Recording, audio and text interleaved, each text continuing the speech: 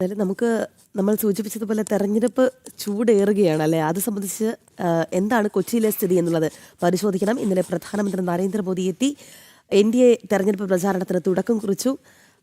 എല്ലാ മണ്ഡലങ്ങളിലും ചൂട് അല്ലെങ്കിൽ തീയിലേക്ക് പോകുന്ന ഒരു സാഹചര്യമാണ് പ്രചാരണം അല്ലേ? ഇപ്പോൾ അത് മാത്രമല്ല, ഇപ്പോൾ നമ്മൾ നോക്കൂ, ഏത് ഒരു മാധ്യമത്തെയും നമ്മൾ സമീപിക്കൂ, പ്രശ്നങ്ങളില്ലാത്തത് NDAയിലാണ്. അതെ, ആർക്കും പരാതിയില്ല, എല്ലാവർക്കും ജയിക്കണമെന്ന ലക്ഷ്യമാണ്.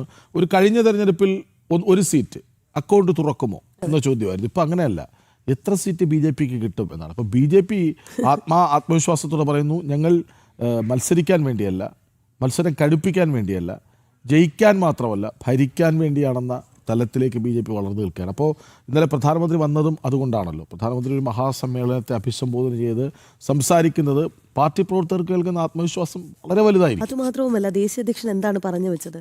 അതായത് 2 സീറ്റുകളിൽ നിന്നാണ് രാജ്യം ഭരിക്കുന്ന പാർട്ടിയിലേക്ക് ഒരു NDAയുടെ ഒരു വളർച്ച എന്ന് പറയുന്നത്. അപ്പോൾ അതാണ് നമ്മുടെ ചരിത്രം. അങ്ങനെയാണ് എങ്കിൽ ഇന്നല്ലെങ്കിൽ നാളെ കേരളത്തിൽ BJP മാത്രമായി മാറും എന്നുള്ളതാണ് അദ്ദേഹം പറഞ്ഞു വെച്ചത്. ഇതെല്ലാം തന്നെ പ്രവർത്തകർക്ക് നൽകുന്ന ഊർജം അത് ചെറുതല്ല. പ്രധാനമന്ത്രിയുടെ വരവ് കൂടിയാകുമ്പോൾ ആ ഊർജം എത്രയോ ഇരട്ടി വർദ്ധിക്കും എന്നുള്ളതാണ് അല്ലേ? എന്നാലും നമുക്ക് ഒന്ന് കൊച്ചിയിലെ ഇന്നത്തെ സാഹചര്യം എന്താണ് എന്നുള്ളത് പരിശോധിക്കാം. അവിടെ നിന്ന് നമ്മുടെ രേഷ്മ ബാബുവാണ് ചേരുന്നത്.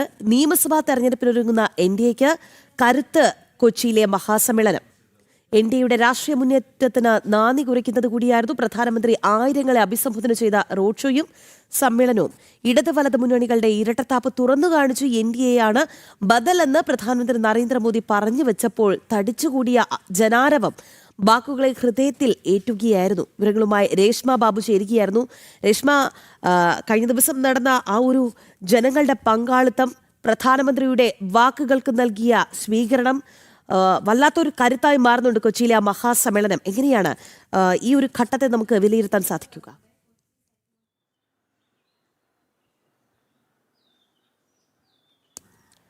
രാഖി, വരുന്ന നിയമസഭാ തെരഞ്ഞെടുപ്പിൽ വലിയൊരു മുന്നേറ്റം NDA ലക്ഷ്യം വെക്കുന്നുണ്ട്. അതിന് തുടക്കം കുറിച്ചുകൊണ്ട് തന്നെയാണ് പ്രധാനമന്ത്രി പങ്കെടുത്ത ആ ഒരു മഹാസമ്മേളനത്തെ ജനങ്ങൾ സ്വീകരിച്ചത്.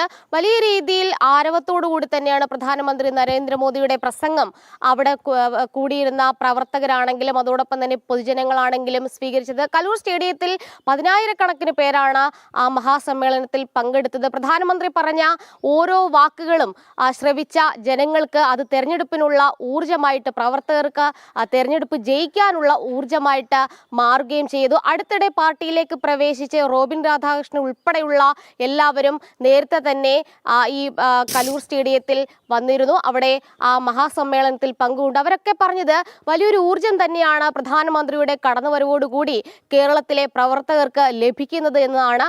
NDA ലക്ഷ്യം വയ്ക്കുന്ന സീറ്റുകൾക്കപ്പുറത്തേക്ക് സർക്കാർ തന്നെ NDAയുടെ ഭാഗത്ത് നിന്നും ലക്ഷ്യം വയ്ക്കുന്നുണ്ട്. അതായത് ഒരു ഇരട്ട എഞ്ചിൻ സർക്കാർ, NDA നേതൃത്വം നൽകുന്ന ഇരട്ട എഞ്ചിൻ സർക്കാർ കേരളത്തിൽ വരണമെന്നുള്ളതാണ് പ്രധാനമന്ത്രി ആഹ്വാനം ചെയ്തിരിക്കുന്നത്. അങ്ങനെ ഇരട്ട എഞ്ചിൻ സർക്കാർ സംസ്ഥാനത്ത് വന്നു കഴിഞ്ഞാൽ സ്വാഭാവികമായിട്ടും കേരളം ഒരു വികസന കുതിപ്പിലേക്ക് മുന്നേറുമെന്നുള്ളതാണ് ഇന്നലെ പ്രധാനമന്ത്രി പ്രസംഗത്തിൽ പരാമർശം നടത്തിയിട്ടുള്ളത്. അത് പ്രവർത്തകർക്ക് വലിയൊരു ആവേശമുണ്ടാക്കിയിട്ടുണ്ട്. കാരണം എല്ലായിടത്തും A ക്ലാസ് മണ്ഡലങ്ങൾ എന്നുള്ള രീതിയിൽ പ്രചാരണങ്ങൾ തുടക്കം കുറിച്ചിട്ടുണ്ട്. അതിനുള്ള ഒരു ഊർജം ആയിരുന്നു പ്രധാനമന്ത്രിയുടെ ആ പരാമർശങ്ങൾ ഒക്കെ തന്നെ. മാത്രമല്ല, NDAയുടെ ഘടകകക്ഷി നേതാക്കളും പ്രവർത്തകരും ഈ പ്രധാനമന്ത്രിയുടെ ഈ വാക്കുകളെ വലിയ ആരവത്തോടെ സ്വീകരിച്ചു. 2020 ആണെങ്കിലും അതോടൊപ്പം തന്നെ BDJS ആണെങ്കിലും അവരുടെ ഘടകകക്ഷി നേതാക്കൾക്ക് പുറമെ വലിയ തോതിൽ അണികൾ ഇന്നലെ പ്രധാനമന്ത്രി പങ്കെടുത്ത മഹാസമ്മേളനത്തിൽ എത്തിച്ചേർന്നിരുന്നു. എന്തായാലും ഇടതു വലത് മുന്നണികളുടെ പൊള്ളത്തരങ്ങൾ പ്രധാനമന്ത്രി ഇന്നലെ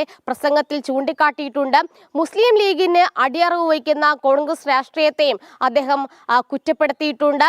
ഇടത് രാഷ്ട്രീയം അത് പൊള്ളത്തരങ്ങളുടേതാണ്, മാത്രവുമല്ല ജനങ്ങളെ കൊള്ള ചെയ്യുന്ന നയങ്ങളാണ് ഇടതിൻ്റേത് തുടങ്ങിയ പരാമർശങ്ങളും ജനങ്ങൾക്ക് വലിയൊരു തിരിച്ചറിവാണ് നൽകുന്നത്. മാത്രവുമല്ല, സംസ്ഥാനത്ത് NDA സർക്കാർ വരികയാണെങ്കിൽ വലിയ രീതിയിൽ വലിയൊരു മുന്നേറ്റം സംസ്ഥാനത്തിന്, കേരളത്തിന് ഉണ്ടാക്കാൻ സാധിക്കുമെന്നുള്ളതാണ് പ്രധാനമന്ത്രി വാഗ്ദാനം ചെയ്തിട്ടുള്ളത്. തൃപ്പൂണിത്തുറ, എറണാകുളത്തേക്ക് വരികയാണെങ്കിൽ തൃപ്പൂണിത്തുറ ഉൾപ്പെടെയുള്ള മണ്ഡലങ്ങളിൽ വലിയൊരു വിജയപ്രതീക്ഷ BJPക്കുണ്ട്. കാരണം തൃപ്പൂണിത്തുറ എന്ന് പറയുന്നത് നിലവിൽ അവിടുത്തെ ഇവിടുത്തെ മുനിസിപ്പാലിറ്റി അടക്കം BJP ഭരണത്തിന് കീഴിലാണ്. അതുകൊണ്ട് തന്നെ അവിടെ സീറ്റ് നേടാനായിട്ടുള്ള എല്ലാ പ്രവർത്തനങ്ങളും നേരത്തെ തന്നെ തുടങ്ങിക്കഴിഞ്ഞു. അതിനിടയിൽ തന്നെയാണ് പ്രധാനമന്ത്രി, രാജ്യത്തിന്റെ പ്രധാന സേവകന്റെ കടന്നുവരവ് പ്രവർത്തകർക്ക് വലിയൊരു ആവേശം ഉണ്ടാക്കിയിരിക്കുന്നത്. അടുത്ത ദിവസങ്ങളിൽ പ്രചാരണ പ്രവർത്തനങ്ങൾക്ക് ഔദ്യോഗികമായിട്ടുള്ള തുടക്കമാണെങ്കിലും ഇനി കൂടുതൽ മുന്നോട്ട് ശക്തമായിട്ട് തന്നെ പോകാനായിട്ടാണ് പ്രവർത്തകരുടെ തീരുമാനം. എന്തായാലും നേതാക്കന്മാരും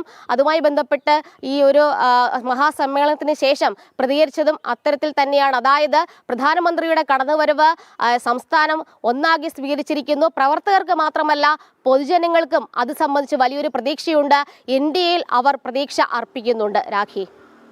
ശരി രേഷ്മ, എന്തായാലും പ്രധാനമന്ത്രിയുടെ വരവ് NDAക്ക് ഊർജം പകർന്നിട്ടുണ്ട്. BJP പ്രവർത്തകർക്ക് വലിയ ആവേശമായി മാറുന്നുണ്ടല്ലേ?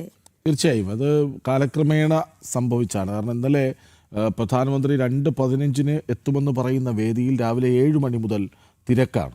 അപ്പോൾ സ്വാഭാവികമായും BJP കേരള രാഷ്ട്രീയത്തിൽ വരുത്തിയ മാറ്റം, BJPയിൽ പ്രവർത്തകർക്കുള്ള ആത്മവിശ്വാസം, നിഷ്പക്ഷർ ആയവർക്ക് പോലും പ്രധാനമന്ത്രിയോടുള്ള അടുപ്പം, സ്നേഹം ഒക്കെ തെളിയുന്നതാണ് ഈ കാര്യങ്ങൾ. മാത്രമല്ല BJP ഒറ്റയ്ക്കായിരുന്നിടത്ത് ഇപ്പോൾ 12 കക്ഷികൾ ഒപ്പം ചേർന്നാണ്. അപ്പോൾ BJPയെ വിശ്വാസത്തിലെടുക്കുന്ന ഘടകകക്ഷികളുണ്ട് എന്നത് വേറൊരു ശ്രദ്ധേയമായ കാര്യം. ഇപ്പോൾ ആകെ പറഞ്ഞാൽ കേരളത്തിൽ വളരുന്ന പാർട്ടി BJP ആണ്, വളരുന്ന മുന്നണി NDA ആണ്. അപ്പോൾ അത് വലിയൊരു ആത്മവിശ്വാസം പ്രവർത്തകർക്ക് നൽകുന്നുണ്ട്. അത് തന്നെയാണ് നമ്മൾ ഈ കണ്ടത്. പ്രധാനമന്ത്രിയെ കണ്ടാൽ അത് ആത്മവിശ്വാസത്തിൻ്റെ അങ്ങേയറ്റത്തെത്തിക്കുമെന്ന കാര്യത്തിൽ സംശയമില്ല.